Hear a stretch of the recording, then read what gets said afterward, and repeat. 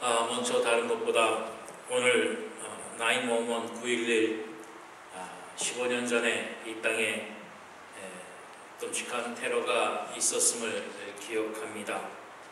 그리고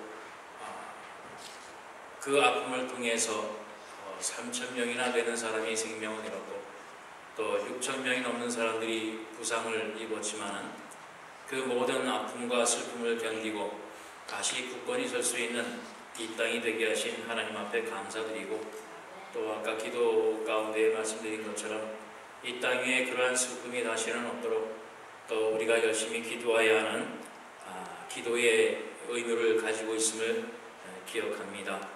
그리고 오늘은 추석을 통해서 이제 15일이 추석입니다. 근데 이제 우리가 미리 한자리에 모여서 추석을 감사하고 추석의 기쁨을 나누는 그런 예배로 오늘 예배를 드립니다. 추석을 한가위라고도 합니다. 그래서 그날만 되면 더도 말고 덜도 말고 한가위만 같아라 라고 하는 말을 하면서 우리 고국에는 이 추석을 모두가 함께 모여서 기뻐하고 즐거워하는 그날로 지납니다. 그래서 여름의 무더위가 지나가면 그때부터 추석을 기다리고 추석을 준비하는 그런 분주함 속에 있습니다. 그리고 올해도 보니까 8월 초부터 추석 비경 기차표 예매하는데 문을 열자마자 그냥 순식간에 다 표가 나갔다고 그래요. 바로 이 고향을 향하는 마음, 또 고향을 향하는 발걸음, 말씀드린 것처럼 더도 말고 덜도 말고 한가위만 같아라 라고 하는 그러한 기쁨을 안고 모이는 그러한 명절이 됩니다. 다시 말씀드리면 참 세상살이가 힘들다, 타향살이가 외롭고 고생스럽다 라고 하는 그러한 의미겠지요. 그래서 추석 때 한자리에 모이면 기쁘고 즐거워서 이날만 같았으면 좋겠다 라고 하는 그러한 이야기를 하기도 할 것입니다. 그림을 하나 보면 저 맨 위에 서울역, 옛날 서울역 자리에 보면 저렇게 빼곡히 많은 사람들이 추석에 고향을 가기 위해서 서울역 그 광장이 꽉 차고도 남을 정도로 사람들이 다 고향길을 갔습니다. 그리고 요즘에도 보면 저렇게 표를 예매를 하기 위해서 사람들이 많이 몰려 있는 것을 보는데 그 전만 같지는 못한 것 같아요. 그래도 추석 전날이 되면, 저게 이제 작년 추석 전날 사진의 교통량인데 주차장이 아니라 고속도로에 꽉 찬 차들의 모습입니다. 저처럼 많은 사람들이 고향을 향하는 그런 설레임과 기쁨을 안고 고향을 향하는 것이 추석입니다. 그리고 20년 전에만 해도 특히 우리 구로공단 그쪽에서 그냥 고향을 떠나서 햇볕도 못 보고 그냥 잠도 못 자고 열심히 일했던 그 많은 사람들, 또 막노동 가운데에 땀을 흘리고 일했던 사람들, 정말 1년 동안 이 추석을 기다리면서 열심히 일했던 사람들이 기쁨과 설렘을 안고 고향을 향했던 바로 그날입니다. 그동안은 제대로 먹지 못하고 깨끗한 옷도 못 입었지만 추석 때만 되면 새 옷을 갈아입고 양손 선물 가득히 들고 고향에 가서 풍성한 음식으로 서로 나누고 또 오랜만에 친지들을 만나면서 기뻐했고 즐거워했던 바로 그러한 날이었습니다. 정말 힘든 생활 속에 오아시스 같은 그러한 추석이었던 것을 기억을 합니다. 그런데 언제부턴가 이 고향을 향하는 것을 꺼려하는 사람들이 점점 생겨나기 시작을 했어요. 바로 성공주의라고 하는 그러한, 물론 성공을 하는 건 좋지만 성공하면 잘한 거고 실패하면 잘못된 것이라고 하는 그러한 사상에 물들어서 고향에 모이면 누가 얼마를 벌었는지, 누가 어떻게 출세를 했는지, 누가 정말 장가를 잘 갔는지, 누가 시집을 잘 갔는지, 그러한 것을 비교하기 시작하면서 그 원하는 바를 갖지 못한 사람은 고향 가기를 꺼려하는 겁니다. 성공하지 못한 사람은, 대학에 붙지 못한 사람은, 번듯한 직장을 갖지 못한 사람은 고향 가기를 꺼려하는 거예요. 누가 더 성공하고 누가 더 많이 쟁취를 했느냐라고 하는 것을 비교하고 그것을 따지는 풍토가 됨을 통해서 올해 한국에서 설문 9일날 조사를 했다고 합니다. 20, 30대 남녀 700명을 가지고 조사를 했는데 올해 고향을 내려가지 않겠다라고 하는 사람이 과반수가 넘어대요. 고향을 떠나온 젊은 사람들이 고향을 올해는 가지 않겠다. 왜냐?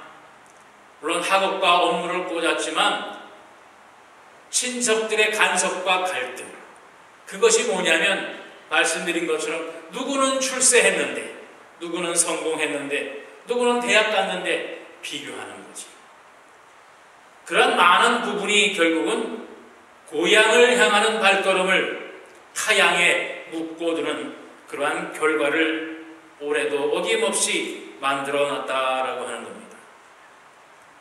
말씀드린 것처럼 한가 이만 같아라, 더도 말고 덜도 말고 한가 이만 같아라 라고 하는 것은 무엇을 가졌느냐, 무엇을 이뤘느냐라고 하는 것을 통해서 우리가 기쁘고 즐거워하는 것이 아니라 그동안 힘든 타향살이에서 건강하게 지내는가, 그동안 힘들고 수고했다, 아픈 곳은 없었느냐, 정말 외로웠지, 서로 위로하고 부둥켜 안고 격려하는 바로 그러한 날이어야 될 것으로 합니다.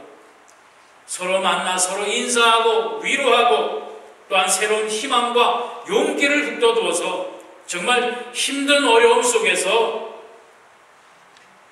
서로 위로하고 용기를 줄 수 있는 그러한 명절이 추석이라고 하는 바로 그 말씀입니다. 잠깐.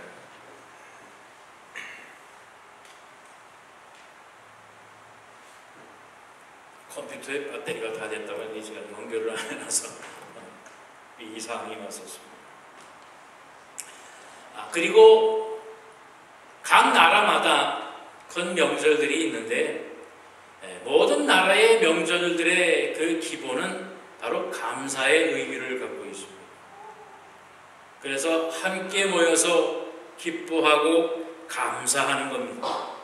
조상이든 신이든 그 감사의 의미와 함께 온 가족이 모여서 서로 위로하고 서로 손을 잡고 서로 마주하면서 같이 음식을 나누면서 정말 힘들고 어려웠던 시간들을 우리가 함께 나눔을 통해서 용기를 얻고 힘을 얻는, 또한 기쁨을 나누는 그러한 것이 참된 명절의 의미가 있다라고 하는 것입니다. 다시 말씀드려서 정말 그동안 외로웠고 힘들었던 그러한 관계를 가족과의, 친지들과의 만남의 관계를 통해서 그 인간성의 관계성을 회복하는 바로 그러해서 날이라고 하는 바로 그 말씀입니다. 그래서 오늘 우리가 봉독한 이 본문의 내용과 함께 요셉이라고 하는 인물을 통해서 추석을 맞는 우리 하늘연 교회의 우리 식구들이 다시 한번 우리의 가족들의 관계를 정말 사랑으로 회복하는 그러한 명절이 되길 위해서 요셉이라고 하는 그 사람을 통해서 우리가 생각해 보자 하는 겁니다. 우리가 보통 요셉이라고 하면 정말 복받은 사람, 형통한 사람, 정말 하나님께서 복 많이 준 사람이라고 생각을 합니다. 물론 야곱의 특별한 사랑을 받은 특별한 자식이었습니다. 그리고 노예의 신분으로 이집트라고 하는 강대국의 총리로 살게 된 바로 그 사람인 것은 맞습니다. 그러나 그의 삶을 보면 그러한 은혜와 축복을 얻기 위해서 얼마나 큰 슬픔과 고통을 당했는가, 얼마나 많은 죽음의 고비를 넘겼는가, 어느 누구도 원치 아니하는, 겪고 싶어 하지 아니하는 그 고통과 고난을 이 요셉을 겪었는가라고 하는 것입니다. 죽음의 고비를 넘겼습니다. 그리고 다행히 죽지는 않았지만 노예로 팔려가서 노예의 삶을 살았습니다. 그리고 억울한 누명을 쓰고 옥살이까지 하는 그러한 인생을 살았던 요셉이었습니다. 그런데 오늘 본문을 볼까요? 4절, 5절을 보면 정말 오랜만에 만난 그 형제들을 눈앞에 두고서 요셉이 그 형제들에게 하는 말입니다. 요셉이 형들에게 이르되 내게로 가까이 오소서. 그들이 가까이 가니 이르되 나는 당신들의 아우 요셉이니 당신들이 애굽의 판자라. 당신들이 나를 이곳에 팔았다고 해서 근심하지 마소서. 한탄하지 마소서. 하나님이 생명을 구원하시려고 나를 당신들보다 먼저 보내신 것입니다. 라고 하는 얘기입니다. 요셉의 형들이 요셉을 죽이려고 했습니다. 그러나 다행스럽게 죽이지는 말자. 그냥 물 웅덩이에 빠뜨려서 그의 운명에 맡기자 해서 마른 물 웅덩이에 요셉을 빠뜨린 겁니다. 그것은 죽이겠다는 마음과 다름이 없어요. 그런데 다행히 지나가는 상인이 우물에 빠져 죽어가는 요셉을 발견하고 이집트의 노예로 팔아버렸던 것입니다. 바로 자기를 죽이려고 했고 노예로 이집트에 팔려오게 한 그 형제들을 눈앞에 두고 있는 겁니다. 그 형제들을 눈앞에 두고서 이 요셉이 지금은 이 이집트의 총리로 그들 앞에 서 있는 겁니다. 형제들은 이제 죽었구나 하는 말이에요. 그럴 때 요셉의 형제들에게 한 말입니다. 두려워하지 마라. 걱정하지 마라. 비록 당신들이 나를 죽이려고 했고 노예로 팔았지만 이것은 당신들이 한 것이 아니라 하나님이 하신 것이야. 하나님의 뜻이 있어서 하나님의 계획이 있어서 당신들이 나에게 그리한 것이니 걱정하지 말고 두려워하지 말고 나에게 가까이 오소서라고 하는 그러한 요셉의 말입니다. 여러분 어떻겠어요? 정말 인생의 고통과 아픔과 슬픔을 겪게 한 원인 제공자가 눈앞에 있는 겁니다. 그런데 요셉은 그들을 그 뜻대로 하지 아니하고 잘못된 일에 억울해하지 아니하고 그 형제들을 포용하고 받아들인 바로 그 장면인 것입니다. 바로 요셉과 형제들의 관계를 한번 볼까요? 창세기 37장 2절로 4절 말씀에 보면 야곱의 족보는 이러하니라. 요셉이 17세 소년으로서 그의 형들과 함께 양을 칠 때에 그의 아버지 아내들 빌하와 실바의 아들들과 더불어 함께 있었더니 그가 그들의 잘못을 아버지에게 말하더라. 요셉은 노예 얻은 아들이므로 이스라엘이 여러 아들보다 그를 더 사랑하므로 그를 위하여 채색 옷을 지었더니 그의 형들이 아버지가 형들보다 그를 더 사랑함을 보고 그를 미워하여 그에게 편안하게 말할 수 없었더라. 다시 말해서 그의 형들은 요셉을 시기 질투한다는 말씀입니다. 왜냐하면 이 요셉은 야곱이 특별히 사랑한 라헬을 통해서 얻은 아들입니다. 그렇기 때문에 요셉을 특별히 사랑했어요. 그런데다가 이 형들이 잘못한 모든 잘못을 요셉은 보고서 아버지에게 그대로 말합니다. 나쁘게 말하면 고자질이에요. 일러 바치는 겁니다. 그런데 이 형들은 그만큼 잘못을 많이 했어요. 특히 창세기 34장에 보면 야곱의 딸 디나가 그만 세겜 땅에 있는 히위 족속의 그 족장의 아들에게 그만 몹쓸짓을 당합니다. 그것을 복수하기 위해서 이 요셉의 다른 아들들이 그 히위 족속에게 거짓말을 해서 그들을 남자들을 모두 죽여버렸어요. 하나님 앞에 큰 범죄를 저질렀습니다. 야곱에게 말도 하지 아니하고 아버지에게 계획도 말하지 아니하고 자신들이 그만 한 족속의 남자들을 다 씨를 말려버리는 그런 피에 비린내 난 그러한 장행을 했다는 말씀입니다. 그럴 때 야곱은 늘 형제들이 자식의 형제들이 불안한 겁니다. 바로 잘못되어지지 않도록 요셉은 잘못 행하는 형들을 아버지에게 말을 한 겁니다.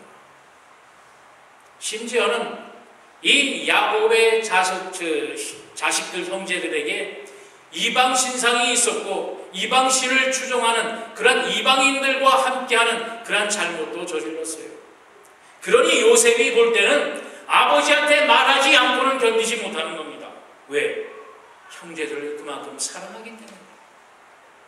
하나님 앞에 범죄하고 그 땅 위에서 나쁜 일을 하고 잘못을 저지르는 것을 보고만 있을 수는 없는 겁니다. 그 형제들이 올바른 길로 돌아올 수 있도록 이 요셉은 아버지에게 말할 수밖에 없는 거예요. 그런데 형제들은 그런 요셉이 미운 겁니다. 특별히 또한 야곱의 사랑을 받는 이 요셉이 미운 겁니다. 질투가 나는 겁니다. 바로 그러한 모습을 통해서 이 요셉을 가만히 둘 수가 없었던 거죠. 이 요셉이 이 형제들을 얼마나 사랑했는가 한번 볼까요? 이제 요셉이 그 노예로 팔려가기 바로 그 전에 이제 아들들이 양떼를 몰고 멀리 양을 먹이러 나갔습니다. 그 땅이 어디냐면 이 야곱이 있는 헤브론으로부터 세겜 땅까지 100km가 넘는 땅을 멀리 나가서 양을 치고 있었어요. 그럴 때 야곱이 요셉에게 말합니다. 네가 가서 형들이 잘하고 있는가 한번 보고 와라.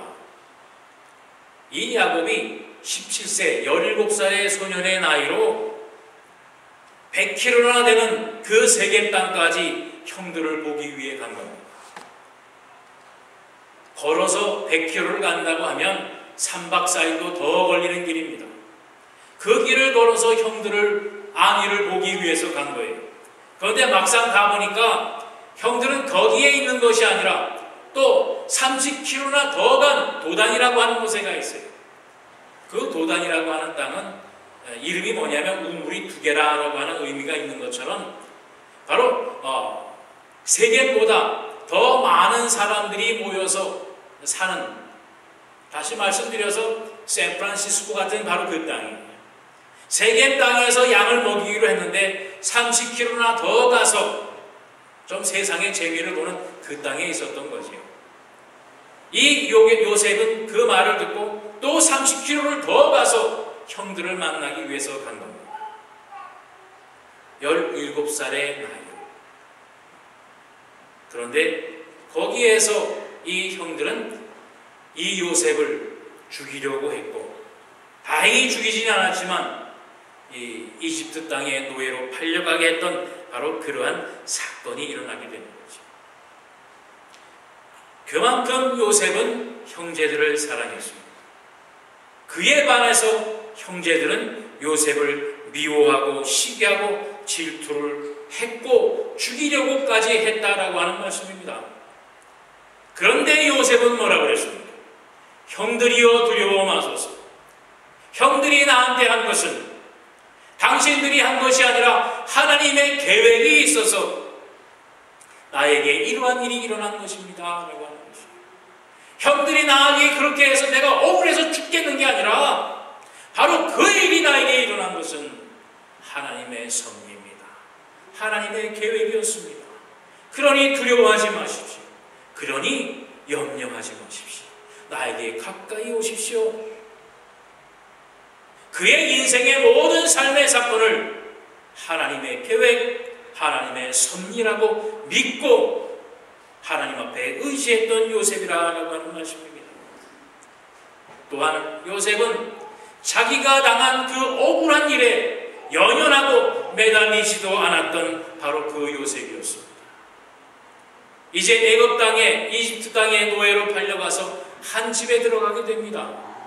한 집에 노예로 팔려갔는데 그 주인에게 인정을 받은 거예요. 모든 일에 열심을 다하고 밝고 쾌활하고 맡겨진 일마다 잘 처리하니까 그 집안의 총무로 맡았습니다. 그런데 그 집에서 억울한 일을 당해요. 창세기 39장에 보면 그의 주인이 자기 아내가 자기에게 이르기를 당신의 종이 내게 이같이 행하였다는 말을 듣고 심히 노한지라. 이에 요셉의 주인이 그를 잡아 옥에 가더니 그 옥은 왕의 죄수를 가두는 곳이었더라. 요셉이 옥에 갇혔으나 여호와께서 요셉과 함께 하시고 그에게 인자를 도와서 간수장에게 은혜를 받게 하시매 간수장이 옥중 죄수를 다 요셉의 손에 맡김으로 그 재반 사무를 요셉이 처리하고 간수장은 그의 손에 맡긴 것을 무엇이든지 살펴보지 아니하였으니 이는 여호와께서 요셉과 함께 하시며 여호와께서 그를 범사에 형통하게 하셨더라. 보디발이라고 하는 그 이집트 애굽 땅의 친위 대장 쪽의 집에 노예로 팔려갔어요. 말씀드린 것처럼 그 집안의 총무의 일을 맡게 됐습니다. 그런데 그 보디발의 아내가 요셉을 유혹을 하는 겁니다. 하룻밤 같이 자기를 구걸을 합니다. 그러나 절대로 요셉은 그 여인의 손자락조차 옷자락조차 잡지 않았어요. 그러다 보니까 그의 보디발의 아내가 요셉에게 모함을 씌운 겁니다. 오히려 요셉이 자기를 겁탈하려고 했다라고 고발을 하게 될 때에 억울하게 요셉은 옥살이를 하게 됩니다. 그런데 여러분 보세요. 저 말씀 중에서 요셉이 억울해서 땅을 치며 통곡했더라. 그 원수를 갚으려고 노심초사 계획하고 마음을 다했더라라고 하는 내용이 없습니다. 오히려 옥에 갇혔지만 옥살이하는 모든 일에 충실한 겁니다. 그러다 보니까 간수장이 이 요셉을 또 잘 봐서 이 옥살이하는 동안 그 감옥의 모든 일을 요셉에게 맡기는 거예요. 우리 같으면 어떻겠어요? 정말 하지도 않은 일, 정말 안 하려고 노력했던 그 일이 나에게 덤태기로 덮여지면 어떻겠습니까? 어떻게 하나 봐라 내가. 어떻게든 이 모함을 받은 것을 풀어내려고 이 사람 저 사람 붙들고 내 말 좀 들어보셔, 내 말 좀 들어보셔. 그러지 않겠습니까? 그러나 요셉은 어땠을까요? 오늘날 우리가 볼 때는 뭐라고 그러겠습니까? 아유, 저 바보. 요셉은 그의 삶을 통해서 일어나는 모든 일을 통해서 하나님의 계획과 섭리를 발견하는 겁니다. 억울한 일 당할 수도 있다는 겁니다. 모함을 당할 수도 있다라고 하는 겁니다. 자기의 인생과 자기의 삶의 시간 속에 늘 함께 하시는 하나님의 손길이 있음을 이 요셉은 믿고 의지한 겁니다. 그렇기 때문에 옥에 갇혔어도 억울하지 않은 겁니다. 우리 같으면 억울하겠지요. 화병이 나겠지요. 그러다 우울증이 걸리겠지요. 그러다 정신병이 들어서 결국은 어디까지 가겠습니까? 자살하고 말 겁니다. 요셉의 모습과 우리의 보편적인 생각과 한번 비교해 보시기를 바랍니다. 요셉은 자신이 당한 모든 억울한 일을 하나님의 계획, 하나님의 전능하신 손에 맡기고 그 억울한 일에 연연해하지 않았다라고 하는 바로 그 말씀입니다. 그리고 요셉은 또한 자기의 원수 맺은 것에 복수심이나 원한에 연연해하지 않았다라고 하는 말씀입니다. 창세기 41장에 보면 요셉이 이르되 하나님이 이 모든 것을 내게 보이셨으니 너와 같이 명철하고 지혜 있는 자가 없도다. 너는 내 집을 다스리라. 내 백성이 다 내 명령에 복종하리니 내가 너보다 더 큰 것은 내 왕자뿐이라. 바로가 또 요셉에게 이르되 내가 너를 애굽 온 땅의 총리가 되게 하노라 하고 자기의 인장 반지를 빼어 요셉의 손에 끼우고 그에게 세마포 옷을 입히고 금사슬을 목에 걸고 자기에게 있는 버금 수레에 그를 태우매 무리가 그의 앞에서 소리 지르기를 엎드리라 하더라. 파로가 그에게 애굽 전국을 총리로 다스리게 하였더라.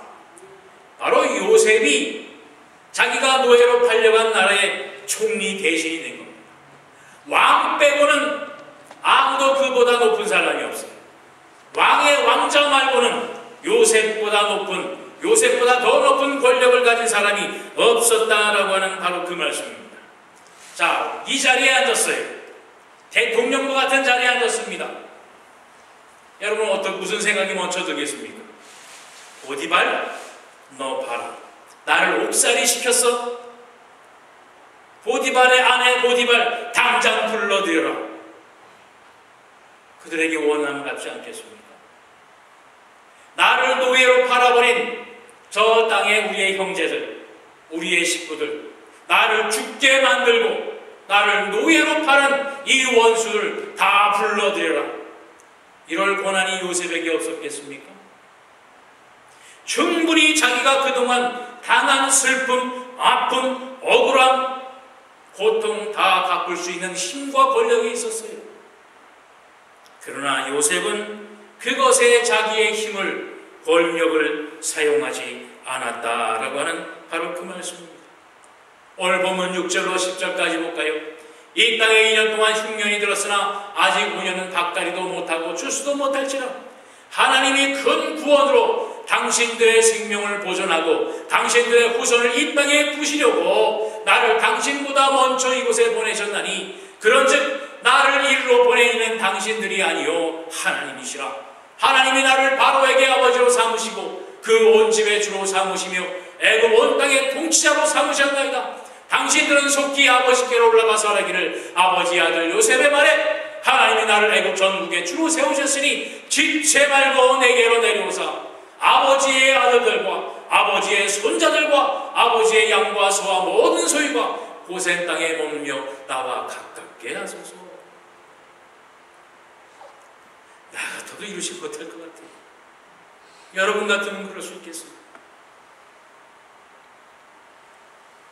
바로 이 이해와 이 용서와 이 사랑을 나누는 요셉과 같은 사람이 우리가 되자라고 하는 말씀입니다. 모든 우리의 인생의 시간 속에 모든 우리의 삶 속에 하나님이 함께 하시고 하나님의 계획이 있으며 하나님의 섭리가 함께 한다고 하는 이 믿음과 신앙을 우리가 오늘 이 추석의 명절을 통해서 본받자라고 하는 바로 그 말씀입니다. 요셉과 같이 어려움이 있고 고난이 있고 죽음의 그림자가 뒤울다고 할지라도 거기에 하나님의 섭리와 계획이 있다고 하면 이제 하나님께서 나를 세우실 것이라, 나에게 복 주실 것이라, 나에게 형통의 은혜를 주실 것이라 라고 하는 그 믿음과 신앙이 요셉을 평안케 한 것처럼 바로 우리의 그 믿음과 신앙이 더도 말고 덜도 말고 한가위만 같아라 하는 것처럼 우리의 삶 속에 하나님의 은혜가 함께 하시기를 바랍니다. 미국의 통계는 잘 모르겠습니다만 오늘날 한국에 이 혼자 사는 사람들이 그렇게 많다고 그래요. 작년 통계를 보면 혼자 사는 가족이 27%가 넘었어요.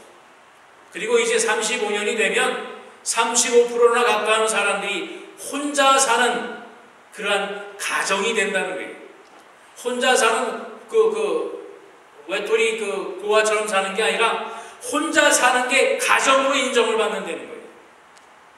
그만큼 이제 시집도 장가도 안 가고 혼자 가정을 꾸리고 사는 사람들이 저렇게 많아지는 거예요.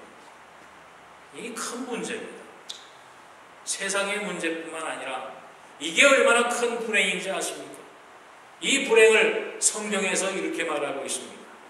전도서 4장에 보면 어떤 사람은 아들도 없고 형제도 없이 홀로 있으나 그의 모든 수고에는 끝이 없도다. 또 비록 그의 눈은 부요를 족하게 여기지 아니하면서 이르기를 내가 누구를 위하여는 이같이 수고하고 나를 위하여는 행복을 누리지 못하게 하는가 하여도 이것도 헛되어 불행한 노고로다. 두 사람이 한 사람보다 나음은 그들이 수고함으로 좋은 상을 얻을 것입니다. 혹시 그들이 넘어지면 하나가 그 동물을 붙들어 일으키려니와 홀로 있어 넘어지고 붙들어 일으킬 자가 없는 자에게는 화가 있으리라. 또 두 사람이 함께 누우면 따뜻하거니와 한 사람이면 어찌 따뜻하냐? 한 사람이면 패하겠거니와 두 사람이면 맞설 수 있나니 세겹줄은 쉽게 끊어지지 아니하느니라. 혼자 사는 것이 좋은 게 아닙니다. 요즘 사람들은 그래요. 혼자 사는 게 얼마나 편한데. 결코 혼자 사는 게 편한 삶이 아니라고 성경에 분명히 말씀하고 있습니다. 요즘 들어서도 저도 절실합니다. 집사람이 코를 좀 심하게 걸어서 좀 같이 잘 수가 없어요. 밤에 몇 번을 깨는지 모릅니다. 그래서 툭툭 건드려서 내쫓고 나면 혼자서 침대에 자고 나면 새벽녘에 얼마나 추운지 코고라도 좋으니 좀 같이 자자고 제가 그럴 정도가 됐어요. 혼자 자는 게 얼마나 추운지 알 수가 없어요. 젊은 사람들야 몸에 열기가 있어서 이제 혼자 자도 견디겠지만 나이 들어 보십시오. 얼마나 추운지 아주 무릎이 시려오더라고요. 결국 혼자 사는 것이 화라는 겁니다. 바로 우리의 추석이, 우리의 명절이 이러한 의미가 있어요.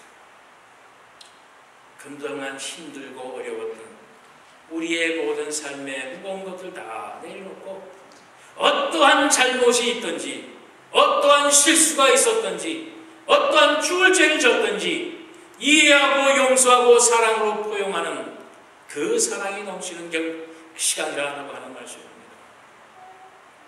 오늘 우리 교회는 어떻습니까? 어느 분한테도 교회 좀 나오시지요. 누가 꼴보기 싫어서 못 가겠습니다.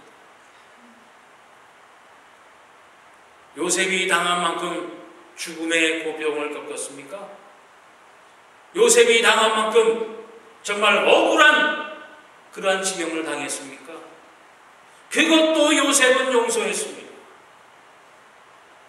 예수님의 사랑을 입은 우리들이 그런 용서를 하지 못한다고 하면 예수님의 우리를 향한 사랑은 헛된 사랑이 되고 말 것입니다.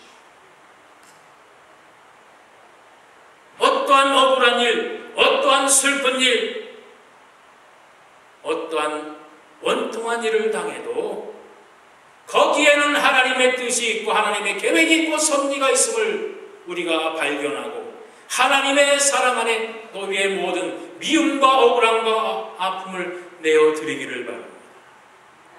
그것을 통해서 주시는 하나님의 사랑과 형통의 복을 발견하는 올해 정말 기쁨이 넘치고 사랑이 넘치고 아름다운 즐거움이 넘치는 이 추석의 절기를 맞는 여러분, 우리 하늘연재단의 식구들이 되기를 주님의 이름으로 축원합니다. 기도하겠습니다. 사랑하는 주님, 감사합니다. 추석의 명절을 통해서 더도 말고 덜도 말고 오늘과 같은 참된 즐거움과 기쁨이 있는 하나님의 귀한 백성들의 시간들이 될 수 있도록 인도하여 주시옵소서.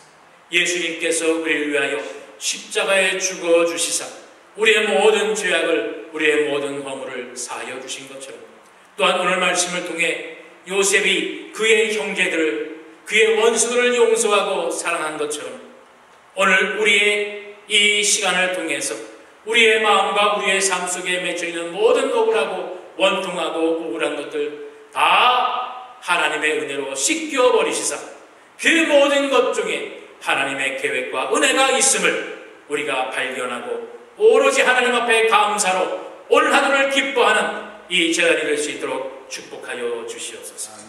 감사드리며 예수 그리스도 이름 받들어 기도하옵나이다. 아멘.